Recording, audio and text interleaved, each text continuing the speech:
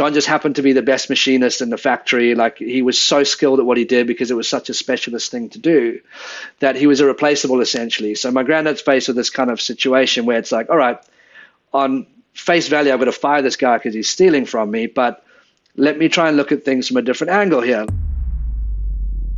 My grandfather was a guy named Raymond Prattley, who was a dad to me more than anybody. He was my absolute hero. He passed away.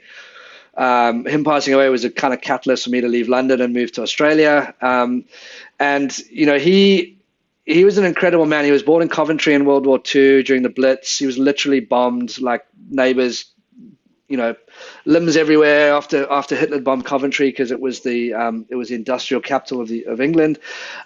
A really tough life, like 7 brothers and sisters, scrounging for food. You know, he built a company called Midland Diamond Tooling, which was the tool to cut a diamond back in the day. The only thing that could cut a diamond was a diamond. So his company was a precision engineering firm that used to make these diamond tools. So obviously they're worth a lot of money. And he taught me a number of principles around that. Like, you know, one of the things I'll never forget was, you know, always looking at things from a different angle. And it's just so applicable, and like what happened with him and his story that's resonated with me for so long into the everyday. So for Heaps Normal, for example, I went and saw one of the top craft beer companies in Australia.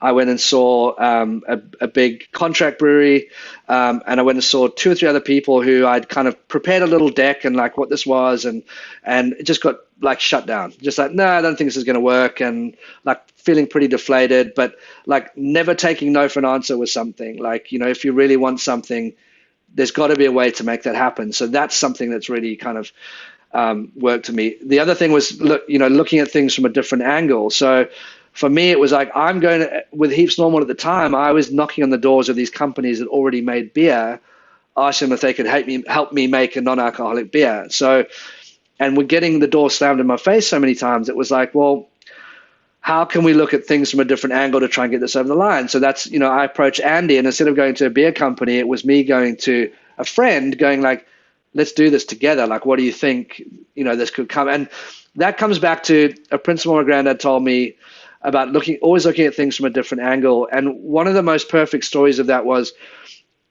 you know, back to his company, you know, it was in Coventry. It was a pretty industrial, like kind of big factory floor space. And they had this kind of warehouse tooling section that housed all the tools. And obviously the only thing that could cut a diamond is a diamond. So the tools had diamonds on the end of them. They're worth a bit of money. And one day, one of the managers came in and said to my granddad, hey, someone's stealing parts out of the warehouse, out of the storeroom, and we know who it is. So my granddad was like, what do you mean? And he told him the whole story. He said, we've seen him doing it. We haven't approached him yet. And it was this guy named John.